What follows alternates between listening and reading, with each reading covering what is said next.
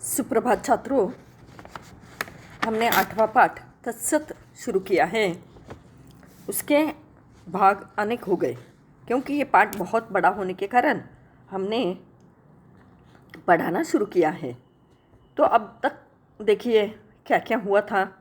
One में शिकारी आए, शिकारियों ने वन को भयानक जंगल कहा। तो दूसरे ने कहा, अरे भाई कितना घना है। तो शीशम पेड़ ने बड़ से कहा कि ये बड़ दादा यहाँ आए हुए कौन आदमी है, उन्होंने वन के बारे में क्या कहा, कहाँ है वन।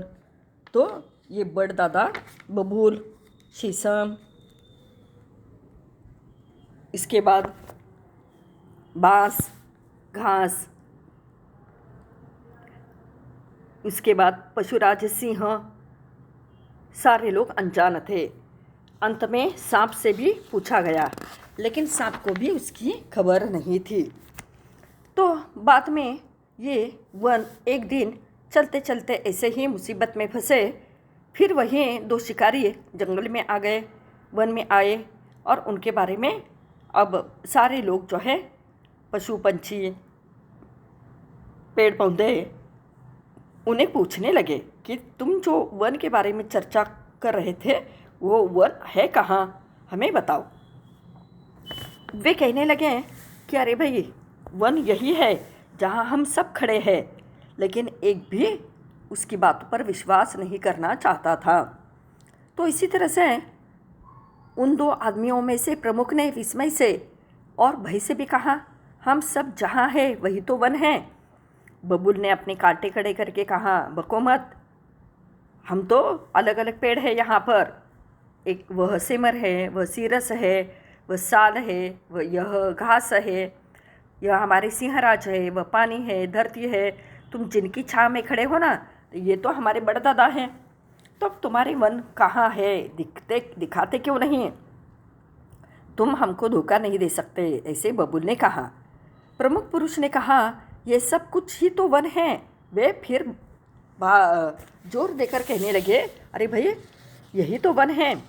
इस पर गुस्से में भरे हुए कई जानवरों ने कहा, बात से बचो नहीं, ठीक बताओ, नहीं तो तुम्हारी अब खैर नहीं, हम तुम्हें छोड़ेंगे नहीं। हम सब एक हो गए हैं, अब आदमी क्या कहे। परिस्थिति देखकर वे बेचारे जान से निराश होने लगे। अपनी मानवी बोली अब वे बोलने लगे। अब तक प्राकृतिक बोली में वे बोल रहे थे ना। तो एक ने कहा, यार कह क्यों नहीं देते कि वन नहीं है, देखते नहीं किनसे पाला पड़ा है। अरे भाई किनसे हमने दुश्मनी ली है। दूसरे ने कहा, मुझसे तो कहा नहीं जाएगा, मैं तो डरा हूँ, मैं तो डर गया हूँ इन सब से। तो क्या मरोगे?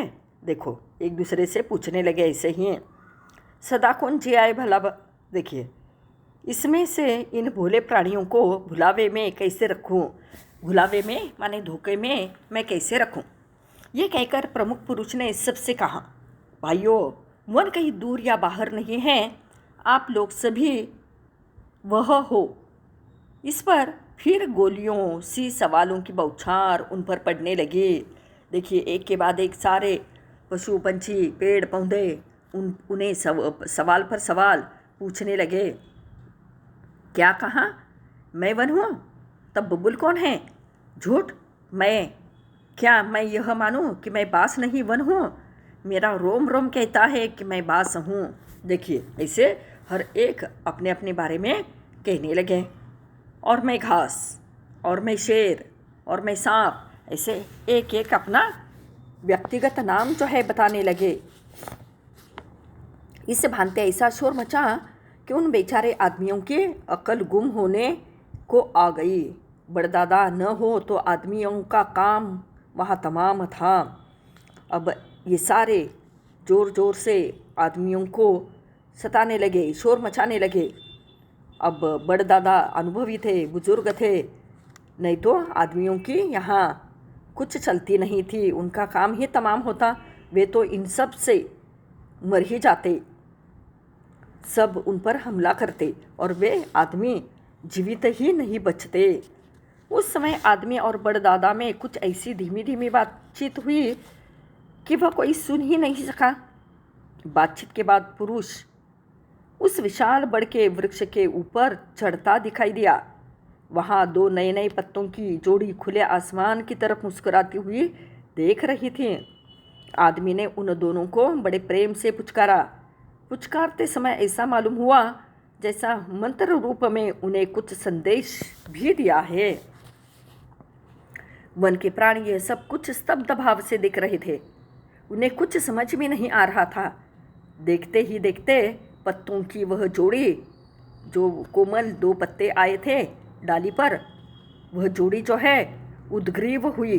उद्ग्रीव का अर्थ है उसकी गर्दन जो है ऊंची हो गई, मानो उनमें चैतन्य भर आया, संचार हो गया। उन्होंने अपने आसपास और नीचे देखा। जाने उन्हें क्या दिखाई दिया कि वे भी कांपने लगे, डरने लगे। उनके तन में लालिमा व्याप गई। उनके तन में लालिमा माने लाल रंग जो है दिखाई देने लगा। कुछ क्षण बाद मानो वे एक चमक से चमके, जैसे उन्होंने खंड को कूल में देख लिया कि कूल है तो खंड कहाँ है, ऐसे उन्हें महसूस हो गया। वह आदमी अब नीचे उतर आया था और वनचरों के समकक्ष खड़ा था। वन में चरने वाले सारे पशु पंछी जीव जंतु के सामने ये आदमी खड़े थे। अब वे पेड़ के नीचे उतरकर इनके सामने खड़े हो गए। बड़दादा ऐसे स्थिर भाव थे मानो योगमग्न हो कि सहसा उनकी समाधि टूटी। एकदम से शांत चुपचाप बड़दादा खड़े थे। जब आहट हो गई दो शिकारियों के नीचे उतरने की पेड़ से, तो वे एकदम से जाग गए, मानो उन्हें अपने चरम शीर्ष से कोई अनुभूति प्राप्त हुई हो। उनके उच्चतम चरम शीर्ष माने सिर से कोई एक ज्ञान हो गया, अनुभूति प्राप्त हो गई। उस समय सब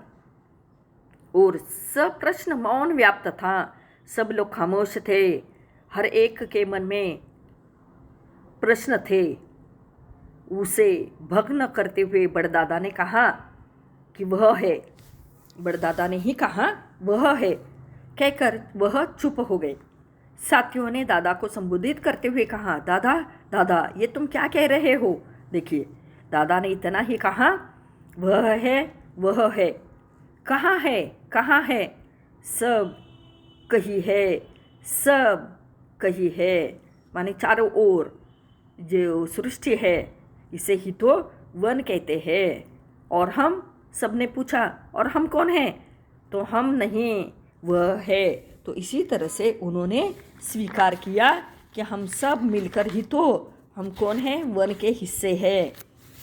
तो सभी का अस्तित्व इस सृष्टि के लिए महत्वपूर्ण है, पर अंत में सभी को उस सर्वशक्तिमान के अस्तित्व को स्वीकार करना ही पड़ता है।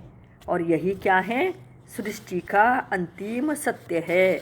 तो इस तरह से जैनेंद्र कुमार की ये जो कहानी है तत्सत यहाँ पर ख़त्म हो गई। तो हम इसके प्रश्न जो है कहानियों पर कैसे पूछे जाते हैं, देखिए छात्रों। एक तो 6 मार्क के लिए आपको गद्यांश परीक्षा में पूछा जाएगा, उसमें आकलन 2 मार्क के लिए होता है। उसके बाद शब्द संपदा 2 मार्क के लिए होती है और 2 मार्क जो है अभिव्यक्ति के लिए होते हैं। इसके बाद आपको ना पाठ के आधार पर लघुत्तरी प्रश्न पूछे जाते हैं। तो पाठ के आधार पर लघुत्तरी प्रश्न में देखिए टिप्पणियाँ लिखिए, इस पाठ पर पूछे जाएंगे। बड़दादा के बारे में पूछा जाएगा टिप्पणियों में। उसके बाद सिंह के बारे में पूछा जाएगा और बांस की जो लकड़ी है ना, पेड़ है, उसके बारे में पूछा जाएगा।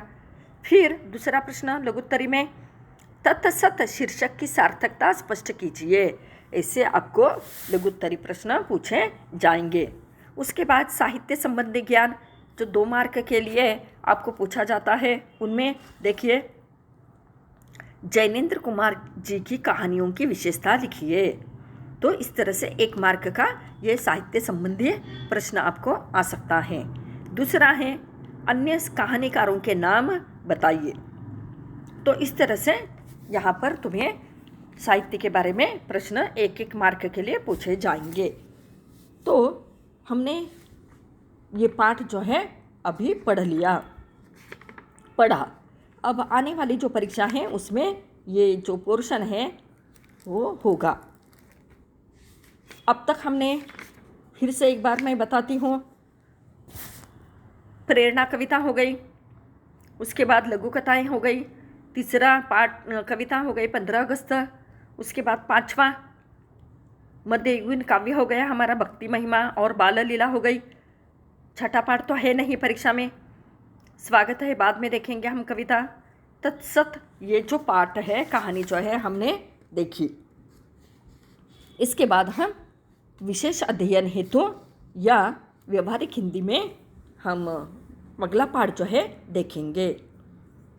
व्यवहारिक हिंदी शुरू करेंगे हम, और उसके बाद हम क्या करेंगे, 3 है व्यवहारिक हिंदी में पाठ, 14, 15 और 16, 13वां विशेष अध्ययन। तो इसी तरह से हमारा पोर्शन चलता रहेगा। तब तक के लिए धन्यवाद।